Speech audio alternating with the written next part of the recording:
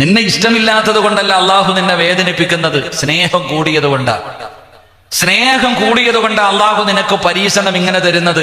പെണ്ണുങ്ങൾ ചോദിക്കാറുണ്ട്, ഉസ്താദെ കല്യാണം കഴിഞ്ഞു 15 വർഷമായി 20 വർഷമായി ഉസ്താദെ ഒരു മക്കൾ അള്ളാഹ് തന്നില്ലല്ലോ. എത്രയോ കാലമായി ഞാൻ കിടന്നു കഷ്ടപ്പെടുന്നു, എല്ലാവർക്കും വീടായി, എനിക്ക് കൊട്ടാരമൊന്നും വേണ്ട ഉസ്താദെ, മഴ പെയ്യുമ്പോ നനയാതെ കിടക്കാൻ ഒരു കൂര അള്ളാഹ് എനിക്ക് തന്നില്ലല്ലോ. ഞാൻ എന്തേ ഉസ്താദെ ഏത് കച്ചവടം തുടങ്ങിയാലും പൊട്ടിപ്പോണേ. അതിന്റെ കാരണം നമ്മൾ മനസ്സിലാക്കേണ്ടത്, നിനക്ക് അല്ലാഹു മക്കളെ തരാത്തത്, നിനക്ക് ലോകം തരുന്നത് എന്തുകൊണ്ടാ? നിന്നോട് സ്നേഹമുള്ളത് കൊണ്ടാ. അപ്പൊ നീ ചോദിക്കും, സ്നേഹം കൂടിയ കണ്ണീർ ഉടുപ്പിക്കോ? അല്ലാഹ് അങ്ങനെ, അല്ല എങ്ങനെ? എന്റെ പ്രിയമുള്ളവരെ, അല്ലാഹുവിനൊരു മനുഷ്യനോട് സ്നേഹം കൂടിക്കഴിഞ്ഞാൽ എന്തിനാ പ്രവാചകൻ സല്ലല്ലാഹു അലൈഹി വസല്ലമ തങ്ങൾ തന്റെ പിതാവിനെ ഒന്ന് കണ്ടില്ലല്ലോ? ഒരിക്കലെങ്കിലും ഒന്ന് കാണാൻ അവസരം കിട്ടിയിരുന്നില്ലല്ലോ? അല്ലാഹുവിന്റെ പ്രവാചകൻ അവിടെ നിന്ന് യതീമായി ജനിച്ചത്, ഉമ്മാനെ കണ്ട് കൊതിതീരുന്നതിന് മുമ്പേ ഉമ്മയും പോയി. എന്റെ പ്രിയമുള്ളവരെ, ഈ ചരിത്രങ്ങൾ നമ്മൾ പഠിക്കേണ്ടത് എന്തേ കാരണമെന്നറിയുമോ? അല്ലാഹുവിനെ സ്നേഹം കൂടിക്കഴിഞ്ഞാൽ അല്ലാഹു നമ്മളെ വല്ലാതെ വേദനിപ്പിക്കുകയാ, അല്ലാഹു നമ്മളെ വല്ലാതെ പരീക്ഷിക്കുകയാ, അല്ലാഹു നമ്മളെ വല്ലാതെ ടെസ്റ്റ് ചെയ്യുകയാ. റസൂലുള്ളാഹി തങ്ങൾ പറഞ്ഞു, സഹാബാ, ഇവന്റെ ഈമാൻ ഉറച്ചതാണോ? ഒരു മനുഷ്യന്റെ ഈമാൻ ഉറച്ചതാണോ? ആരാധനയ്ക്കർഹൻ അല്ലാഹുവല്ലാതെ മറ്റാരുമില്ല എന്ന് ഞാനും നിങ്ങളും പറഞ്ഞവരാ. അതുകൊണ്ട് പടച്ചവനെ, നമ്മുടെ ഈമാൻ ഉറച്ച ഈമാനാണോ അതോ വെറുതെ പറയുന്നതാണോ എന്ന് അളക്കുന്നതാണെന്ന് നബി മുഹമ്മദ് മുസ്തഫ സല്ലല്ലാഹു അലൈഹി വസല്ലമ തങ്ങൾ അവിടെ നിന്ന് പറഞ്ഞു തരുമ്പോ, എന്റെ പ്രിയമുള്ളവരെ, പടച്ച റബ്ബേ, ദുനിയാവിൽ നിന്നെ വേദനിപ്പിച്ചാലും നിന്നെ പ്രയാസപ്പെടുത്തിയാലും നിനക്ക് സന്തോഷം തന്നില്ലെങ്കിലും ദുഃഖം തന്നാലും എന്റെ പ്രിയപ്പെട്ട പെങ്ങളെ, നാളെ നിനക്ക് അല്ലാഹു ഒരു സന്തോഷം തരുമല്ലോ. അല്ലാഹു നിനക്ക് നാളെ ഒരു സന്തോഷം തരുമല്ലോ. അല്ലാഹു നിന്നെ സന്തോഷിപ്പിക്കുന്നത് സ്വർഗം തന്നിട്ടാ. അല്ലാഹുവേ, പടച്ച റബ്ബിന്റെ അനുഗ്രഹങ്ങൾ കൊണ്ട് നിറച്ച സ്വർഗമുണ്ടല്ലോ. ആ സ്വർഗത്തിലേക്ക് കടന്നു പോകാൻ ഈ പള്ളിയുടെ മുന്നിൽ ഒരുമിച്ച് കൂടിയ തടമ്പുള്ളവരും താടിയുള്ളവരും തൊപ്പി ധരിച്ചവരും ഫർദയും ഹിജാബും ഇട്ടുകൊണ്ട് കയ്യിലെ തസ്ബീഹും പിടിച്ചു നിൽക്കുന്നവരും അല്ലാഹുവിന്റെ സ്വർഗം തുറക്കുന്നതാരാ? മഹാനായ ആദരവായ പ്രവാചകൻ നബി മുഹമ്മദ് മുസ്തഫ സല്ലല്ലാഹു അലൈഹി വസല്ലമ തങ്ങൾ. ആ പ്രവാചകന്റെ പുറകിലതാ മറ്റുള്ള പ്രവാചകന്മാർ, അവിടുത്തെ സ്വഹാബത്ത്, താബീഈങ്ങള്, തബഉ താബീഈങ്ങള്, ഇമാമുമാര്, ഔലിയാക്കന്മാര്, സയ്യിദന്മാര്, പണ്ഡിതന്മാര്, അല്ലാഹു ആദരിച്ചവർ മുഴുവനും കടന്നു പോകുന്ന പടച്ച റബ്ബിന്റെ സ്വർഗമുണ്ടല്ലോ. ആ സ്വർഗത്തിലേക്ക് കടന്നു പോകാൻ എന്റെയും നിങ്ങളുടെയും ജീവിതത്തിൽ എന്താണ് ചെയ്തു വെച്ചിട്ടുള്ളത്? ആ സ്വർഗത്തിൽ പോകാൻ എന്ത് കഥയാണ്? ആ സ്വർഗത്തിൽ പോകാൻ നിന്റെ കയ്യിൽ എന്ത് അമലാണ് ഉള്ളത്? ഒരമലുമില്ലല്ലോ. ഈ പള്ളിയുടെ മുന്നിൽ ഇരിക്കുന്നവര് ഇശാ നമസ്കാരം ഈ പള്ളിക്കകത്ത് കഴിഞ്ഞല്ലോ. ഇമാമിന്റെ പുറകിൽ നിന്നുകൊണ്ട് നീ എന്തൊക്കെയോ കാണിച്ചല്ലോ. ആ നമസ്കാരമെങ്കിലും നിനക്ക് പറയാൻ കഴിയുമോ? ഈ പള്ളിക്കകത്ത് നിന്ന് നമസ്കാരം കഴിഞ്ഞ ഓരോ മനുഷ്യനും അല്ലാഹുവിന്റെ റസൂലാണ് പറയുന്നത്, ഒരു മനുഷ്യൻ നമസ്കാരം കഴിഞ്ഞ് എഴുന്നേൽക്കുമ്പോ അല്ലാഹുവിന്റെ മലക്കുകൾ കെട്ടിപ്പിടിക്കുകയാ, അല്ലാഹുവിന്റെ മലക്കുകൾ കെട്ടിപ്പിടിക്കുകയാ. എന്നിട്ട് പറയുന്ന, മനുഷ്യ, നീ സ്വർഗത്തിന്റെ അവകാശിയാണ്, നീ സ്വർഗത്തിന്റെ അവകാശിയാണ്, നിന്റെ പേര് സ്വർഗത്തിന്റെ മുന്നിൽ എഴുതി വെച്ചിട്ടുണ്ട് എന്ന് അല്ലാഹുവിന്റെ മലക്കുകൾ നമസ്കാരം കഴിഞ്ഞ് മുസല്ലയിൽ നിന്ന് എഴുന്നേൽക്കുന്ന മനുഷ്യനുണ്ടല്ലോ. ആ മനുഷ്യനെ മുസാഫഹത്ത് ചെയ്തിട്ട് അവന് സന്തോഷ വാർത്ത പറഞ്ഞു കൊടുക്കുമെന്ന് നബി മുഹമ്മദ് മുസ്തഫ സല്ലല്ലാഹു അലൈഹി വസല്ലമ തങ്ങൾ പറയുകയാണ്. അതാ തിരിഞ്ഞ് നമസ്കാരപ്പായിൽ നിന്ന് എഴുന്നേൽക്കുമ്പോ മലക്കുകൾ കരയുകയാ, മലക്കുകൾ ശപിക്കുകയാ. എടാ വൃത്തികെട്ടവനെ, എടാ നശിച്ചവന്, എടാ നരകത്തിന്റെ അവകാശിയേ, അല്ലാഹുവിന്റെ സ്വർഗം നീ വലിച്ചെറിഞ്ഞല്ലോടാ. സ്വർഗത്തിലേക്ക് കടന്നു പോകാനുള്ള അവസരം നീ പാഴാക്കിയല്ലോ. പടച്ചവനെ, നരകത്തിന്റെ മലക്കുകൾ അവിടെന്ന് പറയുകയാണ്, അടുത്ത വഖത്തിന് മുമ്പെങ്ങാനും നീ തൗബ ചെയ്യാതെ മരിച്ചുപോയാ നീ നരക നരകത്തിന്റെ അവകാശിയാണെന്ന് അതാ പള്ളിയിൽ നിന്ന് മുസല്ലയിൽ നിന്ന് എഴുന്നേക്കുന്ന മനുഷ്യരോട് മലക്കുകൾ പറയുമെന്ന് മുത്തുനബി അവിടെ നിന്ന് പറഞ്ഞു തരുമ്പോ ഈ പള്ളിയുടെ മുന്നിൽ നമസ്കരിച്ചിട്ടിരിക്കുന്ന മുസ്ലിമേ, നിനക്ക് പറയാൻ കഴിയുമോ നീ സ്വർഗത്തിന്റെ അവകാശിയാണെന്ന് പറയാൻ കഴിയുമോ? അല്ലാഹുവിന്റെ മലക്കുകൾ നിന്നോട് സന്തോഷ വാർത്ത പറഞ്ഞെന്ന് പറയാൻ കഴിയുമോ? കാരണം നിനക്ക് തന്നെ അറിയാം നിന്റെ നമസ്കാരം അല്ലാഹു സ്വീകരിച്ചിട്ടില്ലെന്ന്. അതുകൊണ്ട് എന്റെ പ്രിയപ്പെട്ടവരോട് പറയുകയാ, അല്ലാഹു നിന്നെ എന്തിനാണ് കണ്ണുനീര് കുടിപ്പിക്കുന്നത്? അല്ലാഹു നിനക്ക് മക്കളെ തരാത്തത്, അല്ലാഹു നിനക്ക് രോഗങ്ങൾ തരുന്നത്, അല്ലാഹു നിന്നെ വേദനിപ്പിക്കുന്നത്, അല്ലാഹു നിനക്ക് വീട് തരാത്തത്, നിന്റെ കച്ചവടം മുഴുവനും തകർക്കുന്നത്, സാമ്പത്തികമായി നഷ്ടം തരുന്നത്, അല്ലാഹു നിനക്ക് കടം തരുന്നത് എന്തിന്റെ പേരിലെന്നറിയുമോ? നിനക്ക് സ്വർഗം തരാനാണെന്ന് ആദരവായ പ്രവാചകൻ നബി മുഹമ്മദ് മുസ്തഫ സല്ലല്ലാഹു അലൈഹി വസല്ലമ തങ്ങൾ പറയുമ്പോ, എന്റെ പ്രിയമുള്ളവരെ, അല്ലാഹു തന്നെയല്ലേ പറഞ്ഞത് ഞാൻ ഇഷ്ടപ്പെടുന്ന ഒരു അടിമ എങ്ങനെയാണ് പരീക്ഷിക്കുന്നതെന്ന്? അല്ലാഹുവിന്റെ വിശുദ്ധമായ ഖുർആൻ പോലും അവിടെന്ന് ഓരോന്നായി എണ്ണി എണ്ണി പറഞ്ഞു തന്നിട്ടുണ്ട്. വലനബുലുവന്നകും ബിശൈഇൻ മിനൽ ഖൗഫ് വൽജൂഇ വനഖ്സിൻ മിനൽ അംവാലി വൽഅൻഫുസി വസ്സമറാത്ത് വബശ്ശിരി സ്വാബിരീൻ الذين إذا أصابتهم مصيبة قالوا إنا لله وإنا إليه راجعون. അല്ലാഹുവിന്റെ വിശുദ്ധമായ ഖുർആൻ പറയുന്നുണ്ട്, ഞാൻ ഒരു അടിമയെ ഇഷ്ടപ്പെട്ട് കഴിഞ്ഞാൽ ഞാൻ അവനെ എങ്ങനെ പരീക്ഷിക്കും, ഞാൻ എങ്ങനെ പരീക്ഷിക്കുന്നത് എന്ന് അല്ലാഹു തന്നെ ഖുർആനിൽ പറഞ്ഞിട്ടുണ്ട്. അല്ലാഹു പഠിക്കാൻ ഭാഗ്യം നൽകി അനുഗ്രഹിക്കുമാറാകട്ടെ. അതുകൊണ്ട് എന്റെ പ്രിയമുള്ള സഹോദരങ്ങളെ, മുഅ്മിനീങ്ങളെ, എല്ലാവരുടെയും ഒരു പരാതിയാണ്, ഉസ്താദേ എന്ത് ചെയ്താലും നേരെയാകുന്നില്ല. 2 നില വീടുണ്ട്, കിടന്നാൽ ഉറക്കം വരുന്നില്ല. ആവശ്യത്തിന് സമ്പത്തുണ്ട്, തിന്നാ വയറ് നിറയുന്നില്ല. സഞ്ചരിക്കാൻ വാഹനമുണ്ട്, എന്നാൽ സുന്ദരിയായ ഒരു പെണ്ണിനെ മഹർ കൊടുത്ത് വിവാഹം കഴിച്ചിട്ടുണ്ട്, തൃപ്തിപ്പെടാൻ കഴിയുന്നില്ല. 3-4 മക്കളുണ്ട്, കണ്ണിന് കുളിർമയുണ്ടാകുന്നില്ല, സമാധാനമില്ല. എന്തേ അതിന്റെ കാരണം? ബറക്കത്തില്ല. ഏത് കാര്യം എടുത്തു നോക്കിയാലും ബറക്കത്ത് കിട്ടുന്നില്ല. ഏത് കച്ചവടം തുടങ്ങിയാലും ബറക്കത്തില്ല. എന്തേ അതിന്റെ കാരണം? ഈ ബറക്കത്ത് എന്ന് പറയുന്ന സാധനം ബറക്കത്ത് എന്ന് പറയുന്ന കടയിൽ നിന്ന് വാങ്ങാൻ കിട്ടണമെന്നല്ല. ബറക്കത്ത് എന്ന് പറയുന്ന സാധനം അത് വാങ്ങിച്ചെടുക്കാൻ പറ്റുന്നതല്ല. അത് അള്ളാഹു ഇഷ്ടപ്പെട്ടവർക്ക് കൊടുക്കുന്നതാ. അള്ളാഹു നമുക്ക് ബറക്കത്ത് നൽകി അനുഗ്രഹിക്കുമാറാകട്ടെ. അള്ളാഹു ബറക്കത്ത് നൽകി അനുഗ്രഹിക്കുമാറാകട്ടെ. ആമീൻ പറ, ആമീൻ പറ. അള്ളാഹു ബറക്കത്ത് നൽകി അനുഗ്രഹിക്കുമാറാകട്ടെ. അപ്പൊ ബറക്കത്ത് എങ്ങനെ ബറക്കത്ത് കിട്ടുന്നത്? ഏതെങ്കിലും ഒരു കാര്യം ചെയ്യാൻ തുടങ്ങിയാൽ, ഇപ്പൊ വീട് വെക്കാൻ തുടങ്ങി, ഒരാള് വീട് വെക്കാൻ തുടങ്ങി, ഒരാള് കട തുടങ്ങാൻ തുടങ്ങി, എന്തെങ്കിലും ഒരു ബിസിനസ് ചെയ്യാൻ തുടങ്ങി. എന്ത് ചെയ്യേണ്ടത്? ചുമ്മാ ചാടിക്കേറി ചെയ്താൽ പോരാ.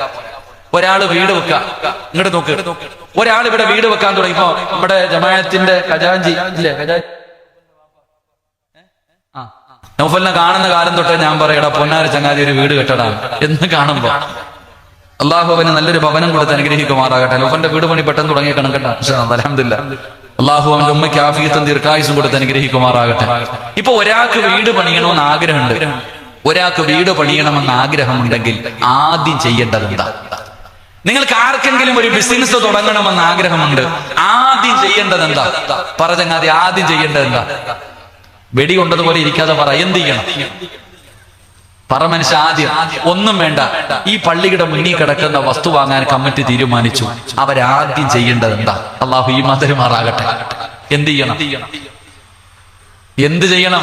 വെടി കൊണ്ടതുപോലെ ഇരിക്കാതെ പറ. അതിന്റെ ഉടമയോട് പോയി ചോദിക്കണം, ഇല്ലേ? പറ, എന്താ ചെയ്യണ്ടേ? ഇതെന്താ നിങ്ങൾ ഇങ്ങനെ ഇരിക്കണേ? എന്ത് ചെയ്യണ്ടേ? ഒരാള് ഈ കാണുന്ന വസ്തു വാങ്ങാൻ ജമാഅത്തിന്റെ കമ്മിറ്റി തീരുമാനിച്ചു. ഉടനെ കമ്മിറ്റി പൊതുയോഗമാണോ വിളിക്കണ്ടേ? അതോ വീട്ടുടമയാണോടാണ് ചോദിക്കണ്ടേ? പൈസ ഉണ്ടോന്നാണോ നോക്കണ്ടേ? എന്ത് ചെയ്യണ്ടേ? ഏതൊരു കാര്യവും ചെയ്യാൻ തുടങ്ങുമ്പോ ആദ്യം ചെയ്യേണ്ടത് എന്താ? എന്തുകൊണ്ടാ മോനെ നീ വീട് വെച്ചിട്ട് സമാധാനമില്ലാത്തത്?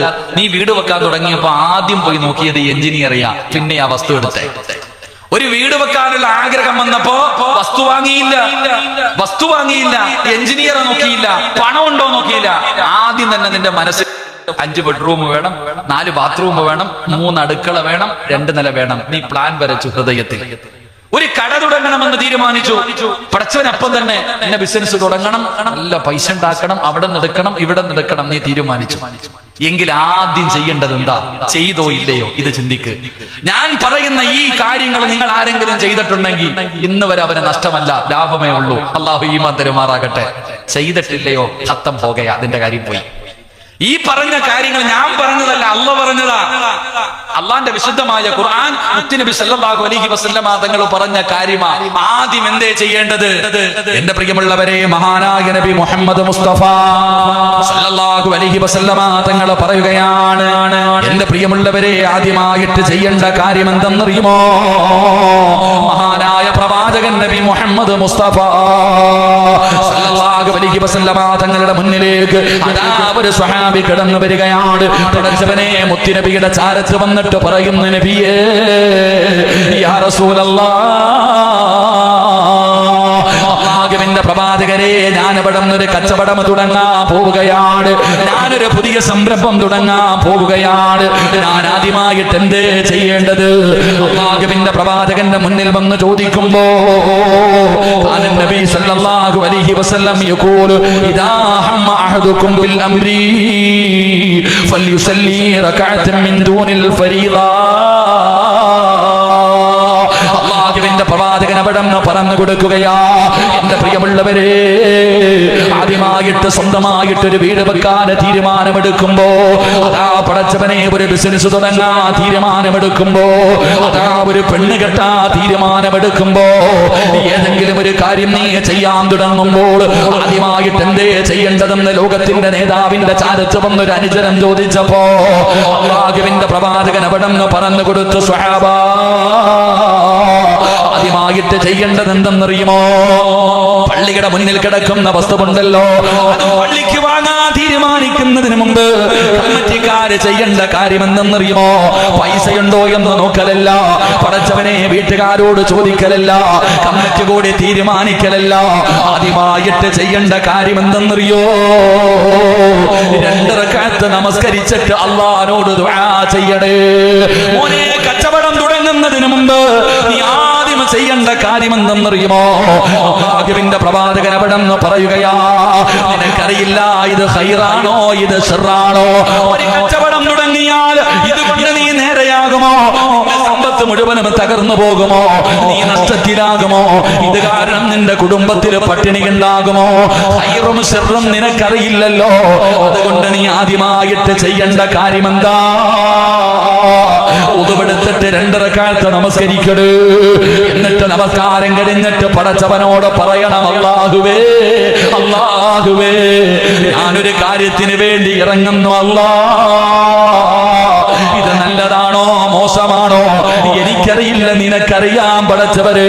അല്ലാഹുവേ, നല്ലതാണെങ്കിൽ ഇത് എളുപ്പത്തിൽ നടത്തി തരണേ അല്ലാഹ്, ഇത് എളുപ്പത്തിലാക്കണേ തമ്പുരാറ്. ഇത് നല്ലതല്ലെങ്കിൽ എനിക്ക് നീ തടസ്സങ്ങൾ തരണേ അല്ലാഹ്, എന്നെ രക്ഷപ്പെടുത്തണേ അല്ലാഹ് എന്ന് നീ നമസ്കരിച്ച് ദുആ ചെയ്യണേ എന്ന് ആദരവായ പ്രവാചകൻ നബി മുഹമ്മദ് മുസ്തഫ, ആദരവായ പ്രവാചകൻ നബി മുഹമ്മദ് മുസ്തഫ സല്ലല്ലാഹു അലൈഹി വസല്ലം ഒരു കാര്യം ചെയ്യാൻ തുടങ്ങുമ്പോൾ ആദ്യം എന്ത് ചെയ്യണം? 2 റക്അത്ത് നമസ്കരിച്ചിട്ട് അള്ളാഹിനോട് ചോദിക്കണം, ഇത് നല്ലതാണോ മോശമാണോ? അള്ളാന്റെ ഭാഗത്ത് നിന്ന് തീരുമാനമുണ്ടാകും. അള്ളാഹു ഈമാൻ തരുമാറാകട്ടെ. അള്ളാഹ് ഈമാൻ തരുമാറാകട്ടെ. നെഞ്ചത്ത് കൈവച്ചിട്ട് ചിന്തിക്കുക, പടച്ചവനെ, നിസ്കരിച്ചില്ലല്ലോ അല്ലാഹ്, നിനക്കറിയില്ല ഇത് നല്ലതാണോ മോശമാണോ, അള്ളാഹ്ക്ക് അറിയത്തുള്ളൂ. അപ്പൊ നല്ലതാണെങ്കിൽ അള്ളാഹ് നേരിട്ടൊന്നും വരൂല, നല്ലതാണെങ്കിൽ അള്ളാഹു നേരിട്ട് വന്ന് പറഞ്ഞു തരാൻ പറ്റൂല. അള്ളാഹു എന്ത് ചെയ്യും? നീ തട്ടുന്ന വഴികളെല്ലാം അള്ളാഹു തുറന്നു തരും, എളുപ്പമാക്കി തരും. തടസ്സങ്ങൾ കണ്ടാ മനസ്സിലാക്കിക്കൊള്ളണം, ഇത് നല്ലതല്ല. എന്തെങ്കിലും തടസ്സങ്ങൾ വന്നു തുടങ്ങുമ്പോൾ നീ മനസ്സിലാക്കിക്കൊള്ളണം, ഇത് നല്ലതല്ല, ഞാൻ പറഞ്ഞതല്ല, മഹാനായ നബി മുഹമ്മദ് മുസ്തഫ സല്ലല്ലാഹു അലൈഹി വസല്ലം. അല്ലാതെ ആരോടും ചോദിക്കാതെ പറയാതെ പോയി ഒരു കച്ചവടം തുടങ്ങി അവസാനം യതീംഖാനയിലാകുമ്പോ വീട്ടിൽ വന്നിരുന്നിട്ട് കാര്യമൊന്നുമില്ല. എല്ലാം നഷ്ടപ്പെട്ടു പോയി. കൊത്തുവാള എടുത്തിട്ട് നിലവിളിച്ചിട്ട് കാര്യമൊന്നുമില്ല. അവസാനം ഒന്നും പറ്റാത്ത അവസ്ഥയിൽ എന്ത് ചെയ്യണമെന്നറിയാതെ പെട്ടുപോയി കിടക്കുന്ന സമയത്ത് ആ സമയത്ത് വിളിക്കാൻ ആരെ കൊണ്ടും പറ്റും? ഫിറൗൻ വിളിച്ചില്ലേ? എന്റെ പൊന്നാര ചങ്ങാതിമാരെ, പെടുമ്പോ എല്ലാണോ വിളിക്കും? നിങ്ങൾ ചിന്തിച്ചു നോക്ക്. മഹാനായ കലീമുല്ലാഹി മൂസാ നബി അലൈഹിസ്സലാം എടാ ഫിറൗന്റെ മുന്നിൽ പോയിട്ട് പറഞ്ഞു, എടാ നീ അല്ല ദൈവം, അല്ലാഹ് ഉണ്ടെടാ, വിശ്വസിക്കടാ, പറ്റൂല. അവസാനം ചെങ്കടലിന്റെ അകത്ത് മുങ്ങി ചാകുമ്പോ എന്തേ പറഞ്ഞേ? ഖുർആന്റെ അടുത്ത് നോക്ക്. എന്റെ പ്രിയപ്പെട്ട സഹോദരങ്ങളെ, തൊണ്ട അവൻ അവസാനം വെള്ളത്തിന്റെ അകത്ത് മുങ്ങി ചാകാൻ പോകുമ്പോ വിളിച്ചു, മുസാ നീ പറഞ്ഞത് തന്നെ ശരിയെന്ന്. അപ്പൊ വിളിച്ചിട്ട് കാര്യമില്ല, ചെളിവാരി വായിക്കാത്തിട്ടു. അള്ളാഹു കാത്തിരിക്കുമാറാകട്ടെ. എന്റെ പൊന്നാര സഹോദരങ്ങളെ, നിന്റെ ജീവിതത്തിൽ എന്ത് കാര്യത്തിലും ബർക്കത്തുണ്ടാകണമെങ്കിൽ നീ ഒന്നാമത് ചെയ്യേണ്ട കാര്യം, ആദ്യം എഞ്ചിനീയറെ അല്ല കാണേണ്ടത്, അള്ളാനെ കാണും. അള്ളാഹുടെ മുന്നിൽ വെക്ക്. 1-2 റക്അത്ത് നമസ്കരിച്ചിട്ട് അള്ളാഹുവിന്റെ മുന്നിലേക്ക് വെക്കണം. അത് നല്ലതാണോ മോശമാണോ അള്ളാഹുവിനോട് ചോദിക്കണമെന്ന് നബി മുഹമ്മദ് മുസ്തഫ നബി മുഹമ്മദ് മുസ്തഫ സല്ലല്ലാഹു അലൈഹി വസല്ലമ തങ്ങൾ പറഞ്ഞു തരുമ്പോൾ രണ്ടാമത്തെ കാര്യം എന്താ? എന്റെ പ്രിയപ്പെട്ട സഹോദരങ്ങളെ, പ്രവാചകനാണ് പറഞ്ഞു തരുന്നത്. ഒരു കാര്യം ചെയ്യാൻ തീരുമാനിക്കുമ്പോൾ എന്റെ പ്രിയപ്പെട്ട ചെറുപ്പക്കാരാ, ആലോചിക്കേണ്ട രണ്ടാമത്തെ കാര്യം എന്താ? ഇന്നത്തെ ചെറുപ്പക്കാർക്കില്ലാതെ പോയ കാര്യമാണ്. ചില മക്കൾക്ക് ഇന്നത്തെ ചെറുപ്പക്കാർക്ക് ഇല്ലാതെ പോയ ഒരു കാര്യമാണ്. ഇത് ഞാനല്ല പറഞ്ഞത്, അല്ലാഹുവാടാ. പരിശുദ്ധമായ ഖുർആൻ എടുത്ത് നോക്ക്, 114 അധ്യായങ്ങൾ കാണാം. അല്ലാഹുവിന്റെ വിശുദ്ധമായ ഖുർആനിൽ 114 സൂറത്തുകളുണ്ട്. ആ 114 സൂറത്തുകളിലെ ഒരു സൂറത്തിന്റെ പേരെന്തെന്നറിയുമോ? സൂറത്തു ശുഅറാ എന്ന് പറയുന്ന ഒരു അധ്യായം തന്നെ കാണാം. ഏതെങ്കിലും ഒരു കാര്യം ചെയ്യാൻ തീരുമാനിക്കുമ്പോൾ ഒരു മനുഷ്യന് വേണ്ട രണ്ടാമത്തെ കാര്യം എന്തെന്നറിയുമോ? മോനെ, അറിവുള്ളവരോട് ചോദിക്കണേടാ ചെറുപ്പക്കാരാ. ഇതിനെക്കുറിച്ച് നീ മുശാവറ ചെയ്യണേ. ഇതിനെക്കുറിച്ച് അറിയുന്നവരോട് നീ ചോദിക്കടാ പൊന്നുമോന്. നിന്റെ വാപ്പയോട് നീ ചോദിക്കണേ.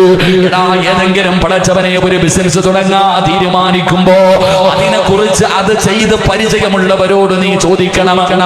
അതിനെക്കുറിച്ച് അറിയുന്നവരോട് നീ ചോദിക്കണേ. ഇത് പറഞ്ഞത് ഞാനല്ല, ആരാ കാണിച്ചു തന്നതെന്നറിയുമോ? അങ്ങനെ ചോദിക്കണമെന്ന് പറഞ്ഞു തന്നതാരാ? ഈ പ്രപഞ്ചത്തിന്റെ അധിപനായ പടച്ച റബ്ബുണ്ടല്ലോ, എന്നെയും നിങ്ങളെയും സൃഷ്ടിച്ച പടച്ച റബ്ബുണ്ടല്ലോ. അല്ലാഹുവാണ് മാതൃക കാണിച്ചു തന്നത്. അല്ലാഹുവിന്റെ വിശുദ്ധമായ ഖുർആൻ എടുത്ത് നോക്ക്. പരിശുദ്ധമായ ഖുർആൻ എടുത്ത് നോക്ക്. അല്ലാഹുവിന്റെ പരിശുദ്ധമായ ഖുർആൻ നിങ്ങൾ എടുത്ത് നോക്ക്. അല്ലാഹു സുബ്ഹാനഹു വ തആല മനുഷ്യൻ എന്ന് പറയുന്ന ഒരു വിഭാഗത്തെ സൃഷ്ടിക്കാൻ തീരുമാനിച്ചപ്പോ, എന്നെയും നിങ്ങളെയും സൃഷ്ടിക്കുന്നതിന് വേണ്ടി അല്ലാഹു സുബ്ഹാനഹു വ തആല തീരുമാനിച്ചപ്പോ, വഇദ ഖാല റബ്ബുക ലിൽ മലായികതി ഇന്നി ജാഇലു ഫിൽ അർളി ഖലീഫ. അല്ലാഹു സുബ്ഹാനഹു വ തആല തന്റെ മലക്കുകളെ മുഴുവനും വിളിച്ചു കൂട്ടുകയാണ്. തന്റെ മലക്കുകളെ മുഴുവനും വിളിച്ചു കൂട്ടുകയാണ്. എന്നിട്ട് അല്ലാഹു മലക്കുകളോട് ചോദിക്കുന്നു, മലക്കുകളെ, മനുഷ്യനെന്ന് പറയുന്ന ഒരു വിഭാഗത്തെ ഞാൻ സൃഷ്ടിക്കാൻ പോകുകയാണ്. നിങ്ങളുടെ അഭിപ്രായം എന്താ? നിങ്ങളുടെ അഭിപ്രായം എന്താ? അല്ലാഹുവിന് ചോദിക്കേണ്ട കാര്യമുണ്ടോ മനുഷ്യ? അല്ലാഹുവിനെ മലക്കുകളെ വിളിച്ചിട്ട്, മലക്കുകളെ, ഞാൻ മനുഷ്യരെന്ന് പറയുന്ന ഒരു വിഭാഗത്തെ സൃഷ്ടിക്കാൻ പോകുകയാ. നിങ്ങളുടെ അഭിപ്രായം എന്താണെന്ന് അല്ലാഹുവിന് ചോദിക്കേണ്ട ഒരു ആവശ്യവുമില്ല. അല്ലാഹു സുബ്ഹാനഹു വ തആല മനുഷ്യനെന്ന് പറയുന്ന എന്നെയും നിങ്ങളെയും സൃഷ്ടിക്കാൻ തീരുമാനിച്ചപ്പോ അല്ലാഹു മലക്കുകളെ വിളിച്ചിട്ട് ചോദിച്ചു, മലക്കുകളെ, ഞാൻ മനുഷ്യനെ സൃഷ്ടിക്കാൻ പോകുന്നു, നിങ്ങളുടെ അഭിപ്രായം എന്താ? അല്ലാഹുവിന് ചോദിക്കേണ്ട വല്ല കാര്യമുണ്ടോ? അല്ലാഹുവിന് ചോദിക്കേണ്ട വല്ല കാര്യമുണ്ടോ? എന്തേ മലക്കുകൾ പറഞ്ഞത്? വേണ്ട പടച്ചവനെ.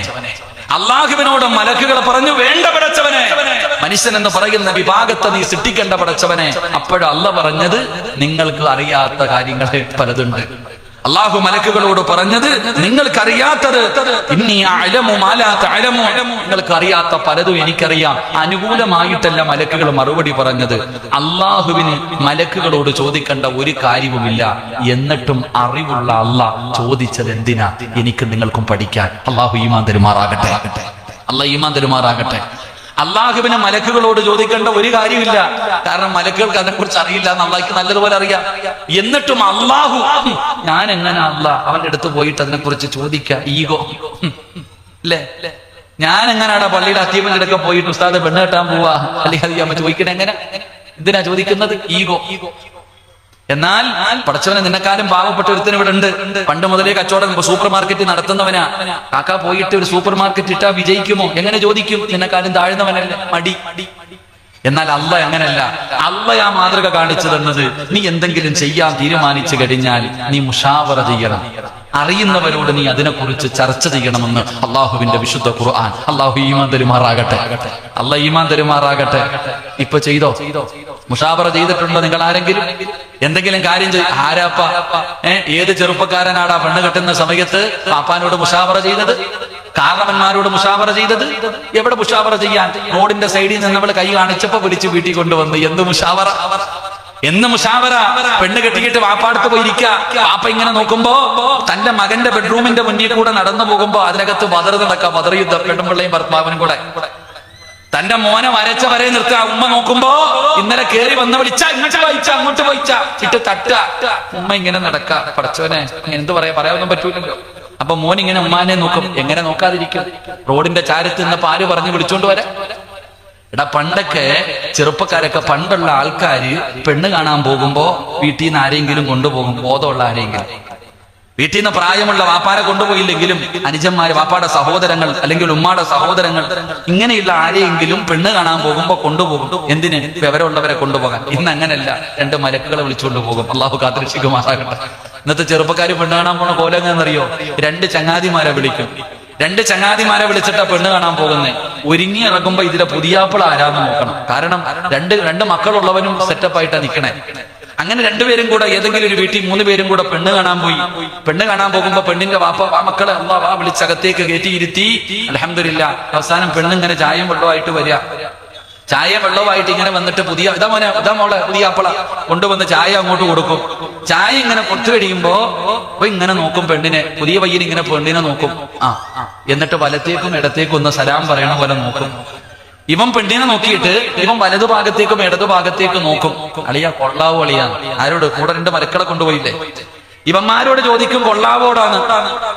ഒരു MRI സ്കാനിങ് ആവും. ഇങ്ങനെ ഒരു നോട്ടുണ്ട്. അടുത്തിരിക്കണ കൂട്ടുകാരെ ഇങ്ങനെ തല മുതൽ കാല് വരെ നോക്കും. എന്നിട്ട് പറയും, ചിലപ്പം പറയും സെറ്റപ്പാ എടുത്തോളെ. അപ്പോഴേ സമ്മതിക്കും. ഇതാ ഇന്നത്തെ കല്യാണം. അള്ളാഹു ഈമാൻ തരുമാറാകട്ടെ. പിന്നെ കണ്ണീര് കുടിച്ചിട്ടല്ലേ കാര്യമുള്ളൂ. എന്നാ പണ്ട് അങ്ങനല്ല. വാപ്പായിക്ക് ഇഷ്ടപ്പെട്ട് കഴിഞ്ഞാൽ എന്നാ മക്കള് പറയുമായിരുന്നു, അമ്മ നിങ്ങൾ പോയി നോക്ക്. കാരണം എന്നെക്കാരും നല്ലതുപോലെ തെരഞ്ഞെടുക്കാൻ നിങ്ങൾക്കറിയാം.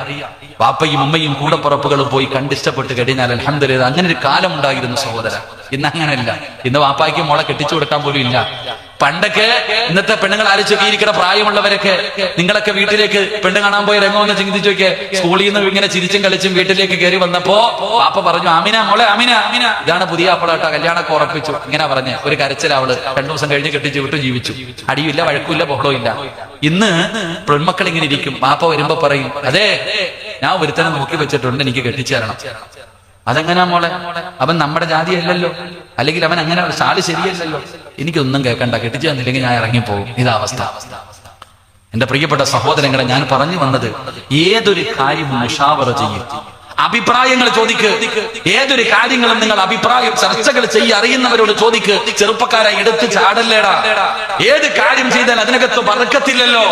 അതുകൊണ്ട് അല്ലാഹുവിന്റെ പ്രവാചകൻ സല്ലല്ലാഹു അലൈഹി വസല്ലമ തങ്ങൾ പറയുകയാണ്, എന്റെ പ്രിയപ്പെട്ടവരെ, ഇത് നിങ്ങൾ വഅലായിട്ട് കാണണ്ട, ഒരു ക്ലാസ് ആയിട്ട് കണ്ടാ മതി. അല്ലാഹുവേ, ഇന്നലെ മഹാനായ കുമ്മനം ഉസ്താദ് നല്ല വഅദ് പറഞ്ഞു തന്നല്ലോ. ഇന്ന് ഞാൻ വഅദല്ല പറയുന്നത്, ജീവിതത്തിൽ പ്രയോജനമുള്ള ഒരു നസീഹത്താണ്. അതുകൊണ്ട് അല്ലാഹുവിന്റെ പരിശുദ്ധമായ ഖുർആൻ എവിടെന്ന് പറയുകയാ, ഏതെങ്കിലും ഒരു നല്ല കാര്യം ചെയ്യാൻ തുടങ്ങുമ്പോൾ നിനക്കത് നന്നാകണമെന്ന് ആഗ്രഹമുണ്ടോ? അതിലൂടെ നിനക്ക് വിജയം വേണമെന്ന് ആഗ്രഹമുണ്ടോ? നിനക്ക് ബർക്കത്ത് വേണമെന്ന് ആഗ്രഹമുണ്ടോ? അല്ലാഹുവിന്റെ ഖുർആനാ പറയുന്നത്, നിങ്ങൾ പരസ്പരം മുസാവറ ചെയ്യണേ, അറിവുള്ളവരോട് ചോദിക്കണേ, കാരണവന്മാരോട് ചർച്ച ചെയ്യണേ. അല്ലാഹുവിന്റെ വിശുദ്ധമായ ഖുർആൻ എവിടെന്ന് പറയുമ്പോ എന്റെ പ്രിയമുള്ളവരെ വിശദീകരിക്കുന്നില്ല. 3ാമത്തെ കാര്യം എന്തെന്നറിയുമോ? ബർക്കത്ത് വേണമെങ്കിൽ, അല്ലാഹുവിന്റെ സഹായം നിനക്ക് വേണമെങ്കിൽ, അല്ലാഹുവിന്റെ പ്രവാചകൻ നബി മുഹമ്മദ് മുസ്തഫ സല്ലല്ലാഹു സല്ലല്ലാഹു അലൈഹി വസല്ലമ തങ്ങൾ പറയുകയാ, നോക്കണ്ട മൂന്നാമത്തെ കാര്യം എന്തെന്നറിയുമോ? നീ ചെയ്യുന്ന കാര്യത്തില് അല്ലാഹുവിന്റെ തൃപ്തിയുണ്ടോ എന്ന് നോക്കണേ ചെറുപ്പക്കാരാ. എന്റെ പ്രിയപ്പെട്ട വാപ്പാ, നീ എന്തെങ്കിലും ഒരു കാര്യം ചെയ്യുമ്പോ, ചെയ്യാൻ തീരുമാനിക്കുമ്പോ നീ ചിന്തിക്കണം, പടച്ചവര് ഈ കച്ചവടം ചെയ്യുന്നത് അല്ലാഹുവിന് ഇഷ്ടമാണോ? ഇത് അല്ലാഹുവിന് ഇഷ്ടമാണോ? ഇത് ചെയ്താൽ അല്ലാഹുവിന്റെ സഹായം ഉണ്ടാകുമോ? ഇതിൽ അല്ലാഹുവിന്റെ തൃപ്തി ഉണ്ടാകുമോ? അല്ലാഹുവിന്റെ തൃപ്തി നീ വാങ്ങണേ എന്ന് ആദരവായ പ്രവാചകൻ നബി മുഹമ്മദ് മുസ്തഫ സല്ലല്ലാഹു അലൈഹി വസല്ലമ തങ്ങൾ പറയുകയാണ്, ബറക്കത്ത് വേണമെങ്കിൽ വേണ്ട മൂന്നാമത്തെ കാര്യം എന്താ? അല്ലാഹുവിന്റെ തൃപ്തി വാങ്ങടാ പൊന്നു പെങ്ങളെ, പടച്ച റബ്ബിന്റെ തൃപ്തി വാങ്ങ്. അല്ലാഹുവിന്റെ തൃപ്തി കിട്ടാനുള്ള എളുപ്പ വഴി എന്താ? അല്ലാഹുവിന്റെ തൃപ്തി ലഭിക്കാനുള്ള എളുപ്പ വഴി എന്താ? അല്ലാഹുവിന്റെ വിശുദ്ധമായ ഖുർആൻ എവിടെന്ന് പറയുകയാ? അല്ലാഹുവിന്റെ വിശുദ്ധമായ ഖുർആൻ പറയുന്നു, ഹുബ്ബുൽ ഫുഖറാഇ വൽ മസാകീൻ. അല്ലാഹുവിന്റെ വിശുദ്ധമായ ഖുർആൻ എവിടെന്ന് വ്യക്തമായി പറഞ്ഞു തരികയാ. ഇരിക്കുന്നവരോട് ഞാൻ ചോദിക്കട്ടെ, അല്ലാഹുവിന്റെ തൃപ്തി കിട്ടാനുള്ള വഴി എന്താ? പടച്ചവനെ, എന്റെ പ്രിയപ്പെട്ട മക്കളോ പരീക്ഷ എഴുതാ സ്കൂളിലേക്ക് പോകുമല്ലോ. 10ാം ക്ലാസിന്റെ പരീക്ഷയ്ക്ക് പോകുമ്പോ, +1ന്റെ പരീക്ഷയ്ക്ക് പോകുമ്പോ, MBBSന്റെ പരീക്ഷയ്ക്ക് പോകുമ്പോ, ഏതെങ്കിലും ഒരു ജോലിയുടെ ഇന്റർവ്യൂവിന് പോകുമ്പോ, ചെയ്യേണ്ട മൂന്നാമത്തെ കാര്യം എന്തെന്നറിയോ? എന്റെ പ്രിയമുള്ളവരെ, അല്ലാഹുവിന്റെ തൃപ്തി നീ നേടണേ എന്ന് നബി മുഹമ്മദ് മുസ്തഫ സല്ലല്ലാഹു അലൈഹി വസല്ലം. അല്ലാഹുവിന്റെ തൃപ്തി വേണം. ഒറ്റ ഉദാഹരണം ഞാൻ ചോദിക്കാം. പണ്ടൊക്കെ കാലഘട്ടം, നിങ്ങളുടെയൊക്കെ ചെറുപ്പകാലം നിങ്ങൾ ചിന്തിച്ചു നോക്ക്. നമ്മുടെ വീട്ടിൽ ഒരു തെങ്ങ് വെച്ചു. നമ്മുടെ വീട്ടിൽ ഒരു തെങ്ങ് വെച്ചു. ആ തെങ്ങിൽ തേങ്ങ കിളിച്ചു. ആദ്യത്തെ തേങ്ങ അള്ളാന്റെ പള്ളിക്ക്. അങ്ങനെ ഒരു കാലം ഉണ്ടായിരുന്നു. നമ്മുടെ വീട്ടിൽ ഒരു കൊല വെച്ച്, എന്തിന്? ഒരു കോഴി ഒരു മുട്ട വെച്ച് വിരിഞ്ഞു. ഒരു കോഴി പള്ളിക്ക്. അങ്ങനെ ഒരു കാലഘട്ടം ഉണ്ടായിരുന്ന സഹോദര. ഈ സ്കൂളിൽ പോകുന്ന കുട്ടികളെ കണ്ടിട്ടുണ്ട്. പരീക്ഷയ്ക്ക് പോകുമ്പോ ഈ കുട്ടികൾ പള്ളിയുടെ വഞ്ചിപ്പെട്ടി മുസ്ലിം മക്കൾ ഇടത്തില്ല കേട്ടോ, അത് പോട്ടെ. മറ്റുള്ളവർ അമ്പലം കാണുമ്പോ അല്ലെങ്കിൽ എന്തെങ്കിലും ഒരു കാണുമ്പോ ഒരു 10 രൂപ ഇട്ടേക്കും, ഒരു സദക്ക. എന്തിന്? അള്ളാന്റെ സഹായം കിട്ടാൻ. അള്ളാഹു ഈമാൻ തരുമാറാകട്ടെ.